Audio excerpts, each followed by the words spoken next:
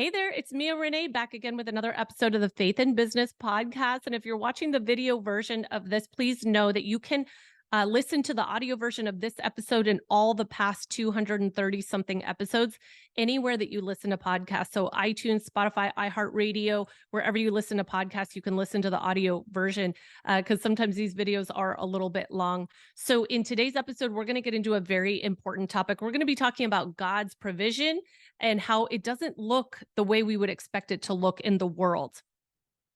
And what I'm about to share with you in today's episode is a hot topic. And I know this because I recently made a short form video about this. Actually, it was in my stories on social media, and the number of responses that I got back made me realize this is a subject we really need to talk more about. So we're going to delve into it today.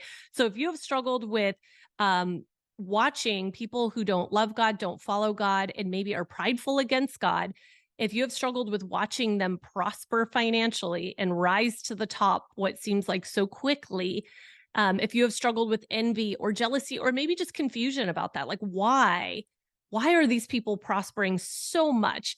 And maybe why am I struggling, or why are God's people struggling financially in many cases? And we're going to talk about that today. But one of the things I shared in this very short video, because you could say it all in 1 minute.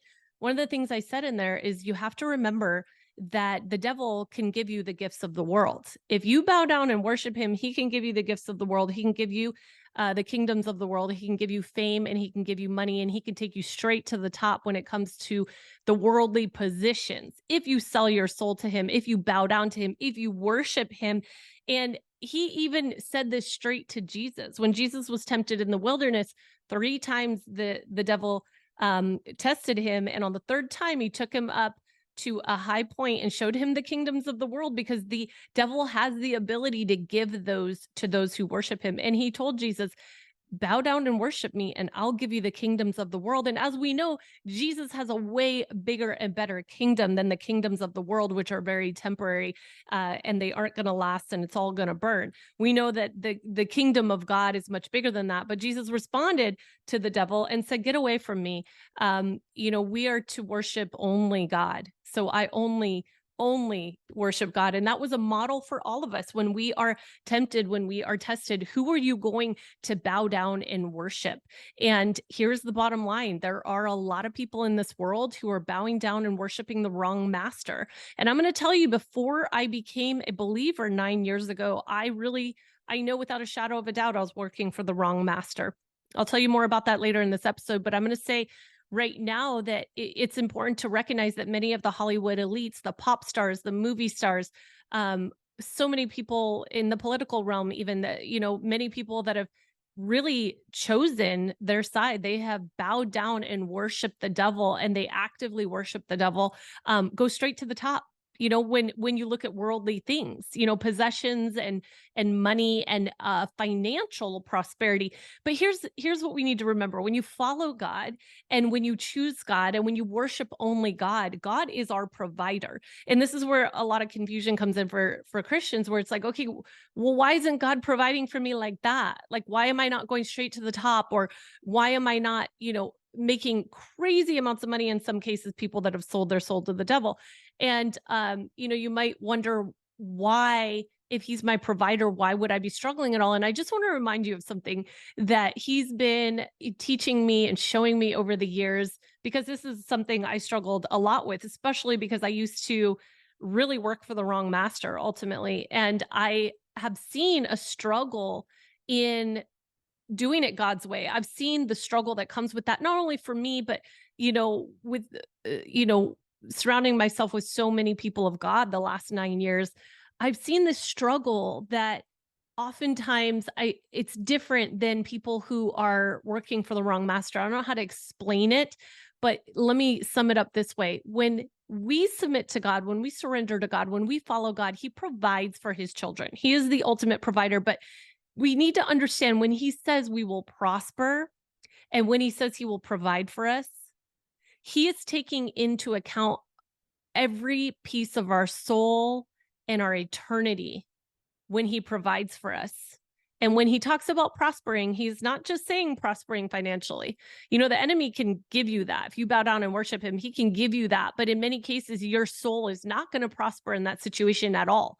In fact, not at all, because you don't have God.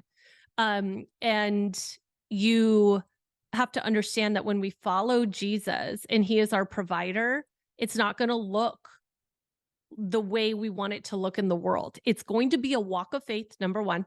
It is going to be an intimate relationship between you and God. And he knows you so perfectly and so intimately, and he knows what your unique challenges are, and he knows where your character needs to develop, and he knows where you need to get stronger, and he knows where you are self-reliant, and he knows where you need to lean more on him. And he's going to take you through a journey. When we talk about provision, he's going to take you through a journey that is a walk of faith and draws you closer to him and prospers you on every level, prospers you in your soul, prospers you from an eternal perspective. And that may at times be a lot of money in the bank, and that may be at times it's not. It's like Paul said, whether I have a little or whether I have a lot, like I'm good. I'm good. It's because God is enough. God is my peace. God is my everything. So take it or leave it. It comes, it goes. It's the things of the world. It's all temporary anyway. You're not going to yank me around and yank my emotions around with the things of the world, because God is my peace. God is my anchor. God is my everything. I worship him. I bow down to him. He is my provider, and he always makes a way. And that's really the walk of faith that it's going to be. And it's kind of sad to see. I don't want to say it is really sad to see there, a lot of churches have gone to this kind of like prosperity preaching where it's like, God just wants you rich. God just wants you rich. And then, it's a self-serving prophecy. God just wants you rich. Go, go, go, run, run, run, go chase after the money. And then come bring 10% to the church. It's like, it's this very push, push, push. God wants you rich. But here's the thing. And I've even heard pastors, especially in San Diego, it was very hard to find a good, solid preaching church that wasn't caught up in prosperity gospel. But I've even heard pastors say, oh, it doesn't glorify God if your car is falling apart. It doesn't glorify God if you're broke. You gotta get up there and you gotta make it happen and be a good model for the glory of God. And that's what glorifies God. But here's the truth about it. Did Jesus ride in on a big white horse with a sword and all that? No, he came humbly, and he came in a form that a lot of people didn't like how it looked. They didn't like how it looked, and it looked like he was defeated, and it looked like a lot of different ways. Why? Because God's ways are not the world's ways. God does everything different. So if God is going to provide for us, do we really expect it to look just like the rest of the world? That wouldn't even be in his character. God's provision is going to be something so beautiful. It's going to be this beautiful intimate walk of faith between you and him. And it is going to prosper your soul. It is going to prepare you for eternity. It's going to draw you closer to him, and it's going to build your character. And hey, I don't know, for you uniquely, that might be some twists and turns in the journey. And by the way, welcome to entrepreneurship, with the mountaintops and the valleys and the highs and the lows and the ups and the downs and the uncertainties, in money. Really any industry where you have to produce. So I would even say real estate agents, everything else. I kind of think of all of that mentality as an entrepreneur mentality. And let me tell you why. Anywhere where the production is on you, like you're only going to make money if you produce. That is very different than a W-2 mentality of I clock in and I clock out and I'm just trying to get through my day. I'm not on the hook or on the line to produce anything. In entrepreneurship, we really are on the hook to produce something. And if we don't, nothing happens. So there's going to be highs, there's going to be lows, there's going to be the good times and the abundant times, and there's going to be times of struggle. That is part of entrepreneurship. I mean, it's how it is, especially if you're taking big risks. Sometimes it's going to work. Sometimes it's going to work financially really well. And other times it's not. But by the way, that's in the definition of entrepreneur, is the one who's willing to take on the financial risk of an enterprise, right? Like we are the risk takers. We are the ones willing to do that. And there's going to be times of abundance. There's going to be times of a lot. There's going to be times things work really well. And there's going to be times that it doesn't.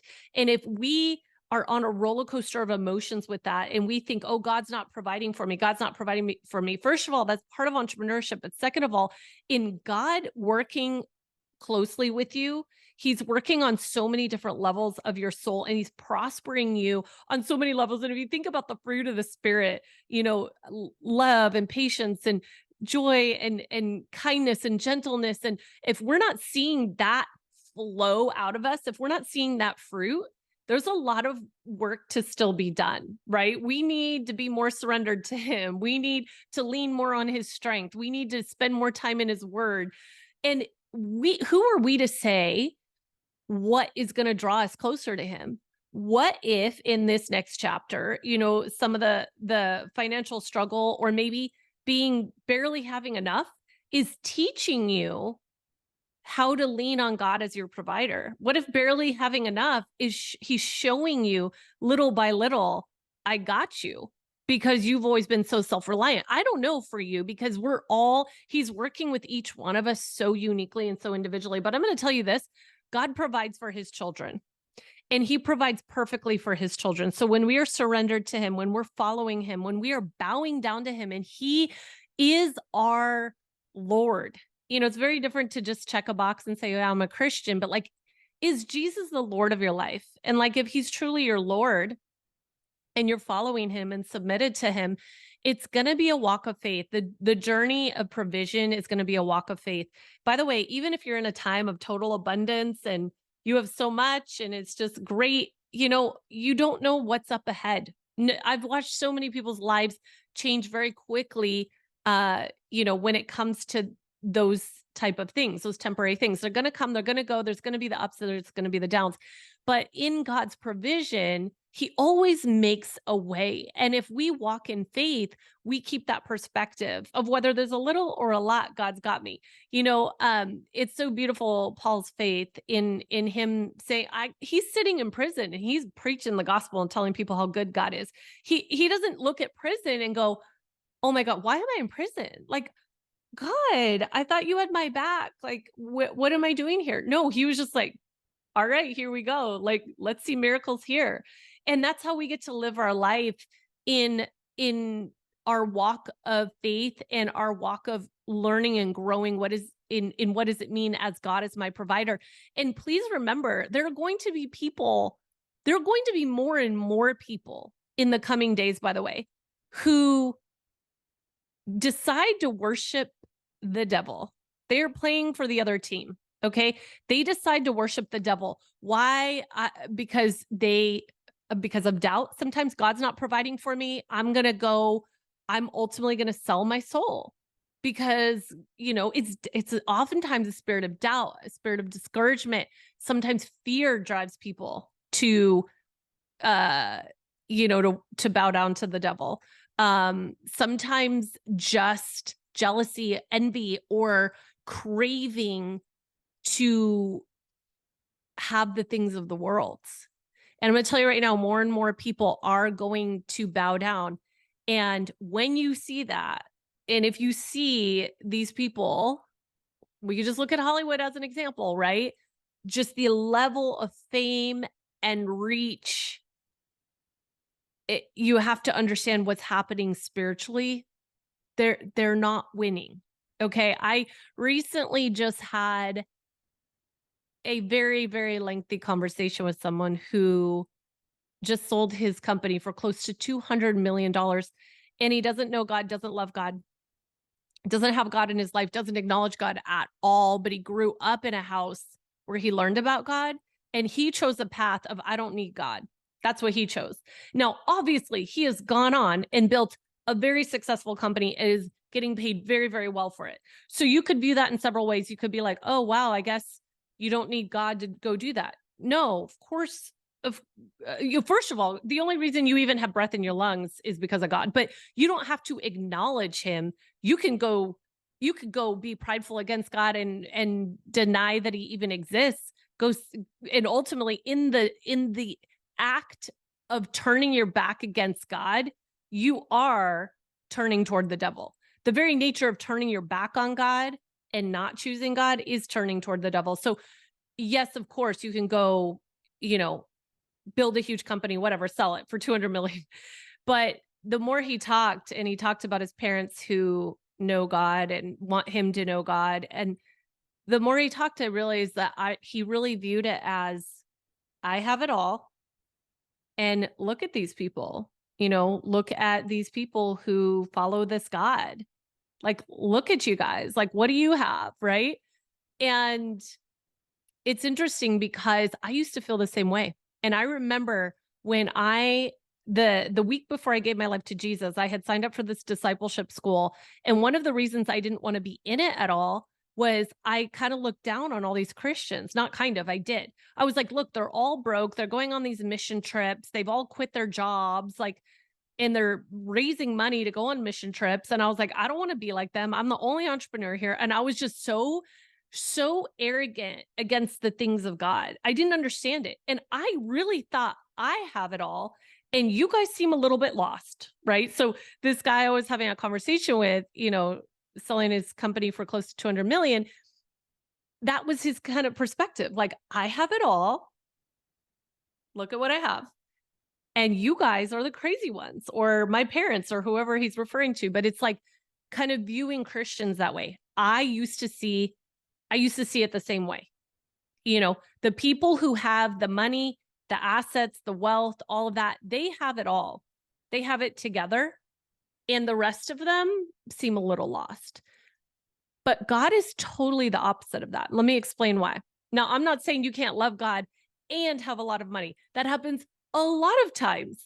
Look at King Solomon, the wealthiest man in the world. There's so many stories of, yes, God can prosper you, of course, financially. But what I'm saying is this walk of faith with him and his provision is not going to look like the world's way. And he's not going to do it the same way as the devil, because that is playing for the other team. Okay. And it's important to recognize that and understand that. So what God is going to do is he's going to elevate you, and you're going to be trusted with more and more money as your character develops and as you can be trusted. It's like the devil will give you a Ferrari. He'll give a 15-year-old a Ferrari, give you the keys and say, have a good time. By the way, here's a vodka drink for the road. Have a good time, right? Because the devil can give you those things, but he knows you're going to self-destruct. He knows you can't drive that Ferrari. He knows you're going to hit a wall. He doesn't give a rip. In fact, he loves it. He loves to steal, kill, and destroy.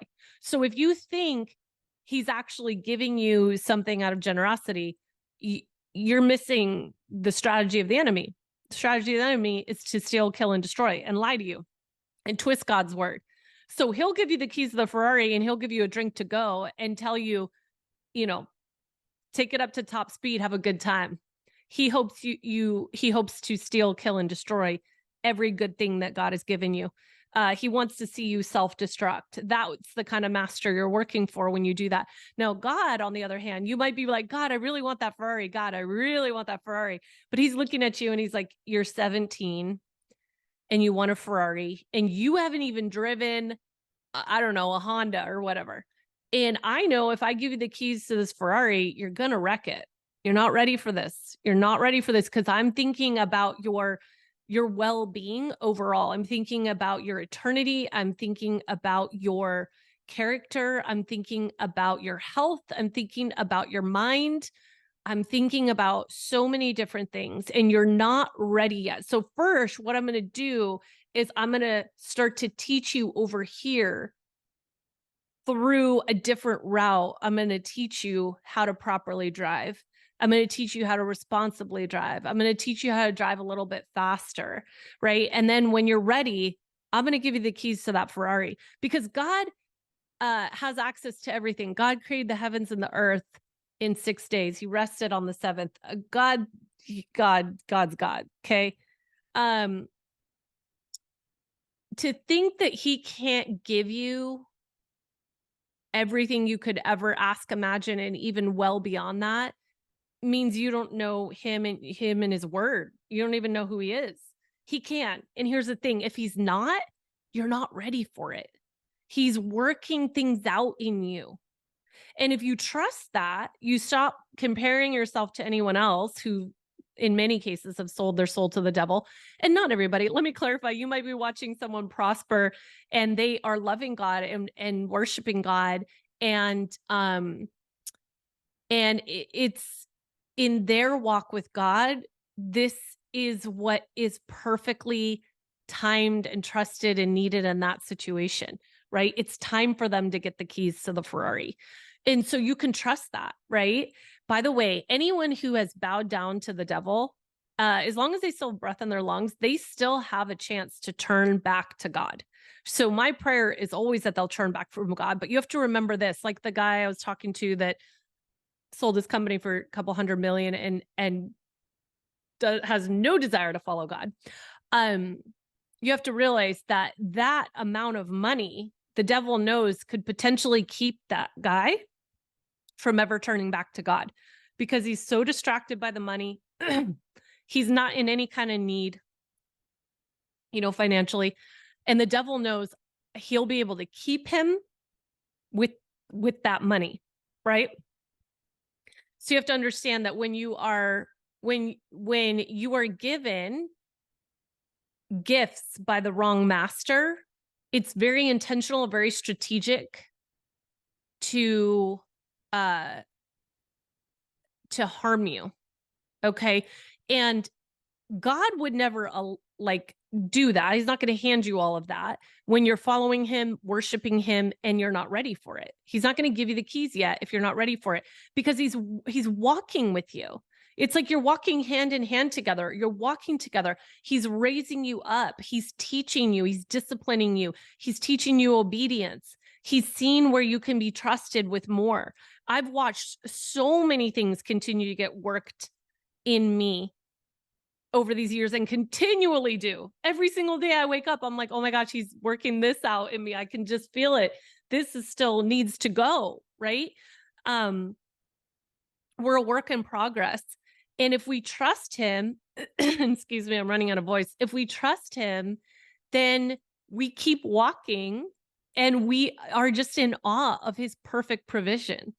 And we trust his perfect provision, even when it doesn't look the way we want it to. And you might have some big goals in business and big dreams and a big influence goal, big money goal. That's very common in entrepreneurship. It doesn't mean you're not going to get there. In fact, a lot of times we talked in another episode, it's a glimpse of a vision of the future that God has for you. And it's not time yet. It's like Joseph. When Joseph was shown a dream, he was shown a glimpse of what was to come. And he told the wrong people about it, right? He started to talk about it.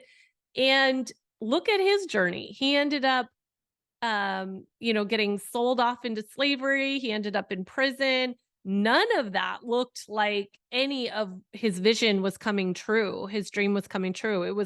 I'm sure he had times of like, wow, I guess I got it wrong, right? So if you have a little vision, if you have a big vision, if God's given you a glimpse of what's to come and nothing in your life looks like that's coming to pass, just remember Joseph. Look at the twists and turns in his journey before it came to pass. So it's really important that we continue to move forward and understand that God has a unique timeline. Just because he gives us a glimpse of what's to come, it doesn't mean we know when. This could be in all areas of life. This could be business, finances. This could be love. It could be health. It could be so many different things, or healing or whatever it is. But it's so important to remember that our job is to worship the right master, to bow down to him, to worship only him, and to only have one God. And don't let anything be above him. Don't let money be above him. Anything you make an idol above him is already pushing you away from him. So as long as he's your number one and you stay close to him and you walk out this journey with him, he's going to take you on the perfect journey with the perfect timing with his provision. And even if you're in a time of not enough, or it seems not, I don't want to say not enough. If you're in a time of a little, let's use Paul's terms. He says, whether I have a little, whether I have a lot, like it's sufficient. I can do all things through Christ who strengthens me. Um, he says all this stuff even while he's sitting in prison. I think it's important to remember whether you have a little or whether you have a lot, it's really saying, praising God and saying, God, I don't understand this right now, but you are so good. And I love you. And I know you love me and I trust you, and keep surrendering, because he wants to use you in each one of those times. And like I shared earlier, it's so unfortunate that some pastors and churches are teaching that it's all about prosperity, and the richer you are, the better you look. And then the more that people want to know Jesus. Well, the thing is, that's not how God works. Jesus never showed up to try to look the way the world wanted him to look. It was quite the opposite. He always did the opposite, right? And so a lot of times in your time of a little, in your time of struggle, when people see your faith is actually what's going to have them know it's real, not when you're driving the Ferrari. In fact, to be honest, it makes most of the world roll their eyes when Christians are trying to flex that way, where it's like, look at my new car. See, it's all Jesus. It's like, okay, yeah, well, a bunch of people that worship the devil do the exact same thing. So where's the uniqueness in this? Where's the depth in this? Where people really get a glimpse of what does faith look like? What does faith mean is when things aren't working out, when you are in the struggle, when you are in the valley, when you are in the hard times, and you still worship God and you still trust him and you still love him and you have peace and you have joy in the midst of it. And you're preaching the gospel in the midst of it. That's what shakes people to the core, where they're like, this God of hers is real. This God of hers that she follows, like there's something different here. It's not just when she has the keys to the Ferrari. It's even when she has absolutely nothing. She's joyful and peaceful.